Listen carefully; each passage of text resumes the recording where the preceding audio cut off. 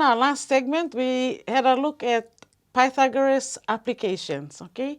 How we can apply Pythagoras to everyday situations. Now, in this segment of our lesson, we're going to look at Pythagoras in 3D, okay? Pythagoras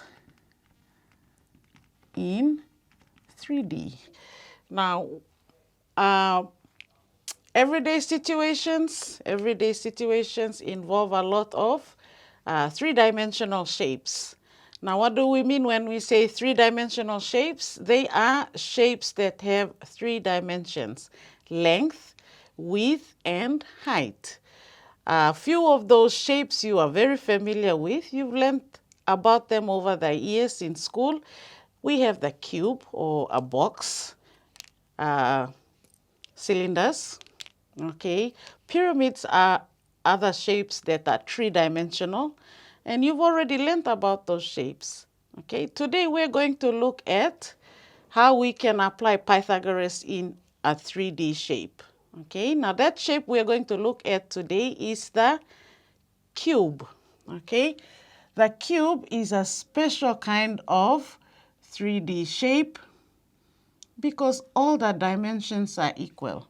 That means length is equal to width, and width is also equal to height. Okay, so that's a special property of the cube. All right, so let's make this look pretty. All right.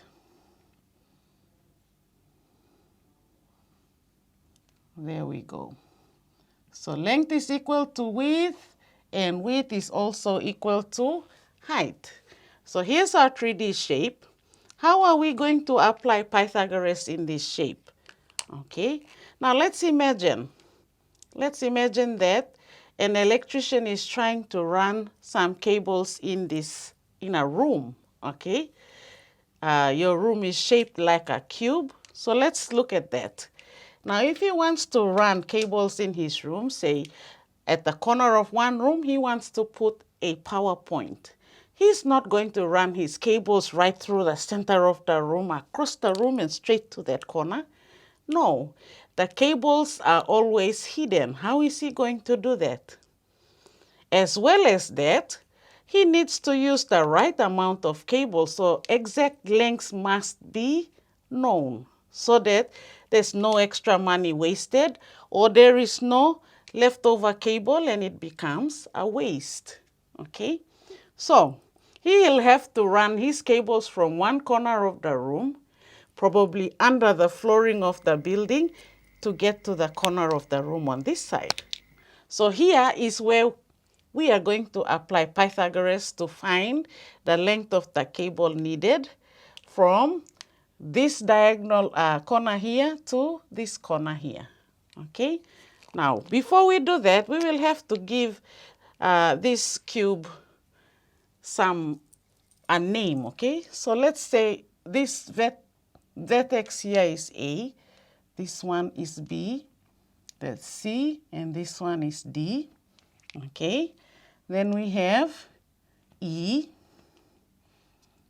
F in this corner, G here, and H. Okay, so here's our cube with A, B, C, D, and E, F, G, H. All right, now let's see where he's going to run his cable. From A to E, and he would have to run the cable as a diagonal under the flooring. Okay, so let's draw in that triangle from here to here, and using this yellow marker to show the diagonal he's going to use. Okay, from E to G, and then from here down through the center. Okay, remember, to use Pythagoras, we need to identify a triangle that can be used. All right, so this is the triangle that we are using. All right, from A to E, E to G, and from G to A. Okay, now where is the right angle going to be located? right here. All right, there's your right angle. Now, the length of A to E, let's make this 3 meters, okay?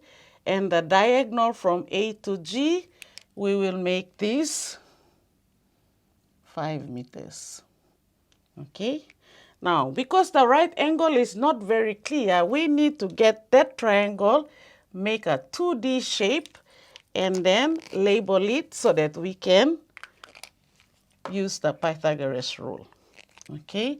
So, let's have a look at the triangle we are going to use.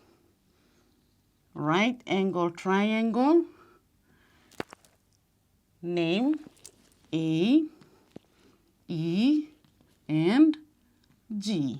Okay, your right angle is here, where the hypotenuse AG is 5 meters, and the height here is 3 meters. Okay, now once you put this 3D shape and translated it to a 2D shape, you can easily see where Pythagoras can be applied. All right, so hypotenuse is AG.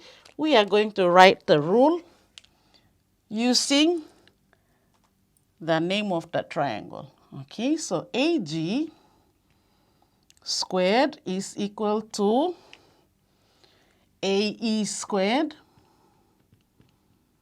plus EG squared. Now, EG is that diagonal running from here to here. It is also the distance that we need to find. Okay, so AG in this case is 5. We have 5 squared equal to AE is 3 squared plus EG squared. Okay, so 5 squared will give us 25. 3 squared is 9 plus EG. Okay, 25, bring 9 across, so 25 minus 9 equal to EG squared. Okay, 25 minus 9 will give us 16 equal to EG squared. All right, we need to remove that square symbol there, so we're going to take the inverse. So square root of EG squared is equal to square root of 16. Okay, square root of 16 is 4. This cancels out, so 4 is equal to EG. Okay, so at this point, you should already know how to use your tables, okay, tables of squares and square roots.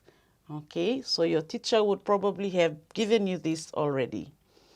Now, this lesson is the last in Pythagoras. So next lesson, we are going to start on a new topic. That new topic is trigonometry. Now, interestingly, trigonometry is another Greek word, and it simply means measuring the 3 angles, all right, measuring 3 angles, and you can already see that those 3 angles come from the triangle. Okay, so that's going to be interesting how we see angles and the sides in trigonometry. Okay, thank you for joining me. We'll see you in our next lesson.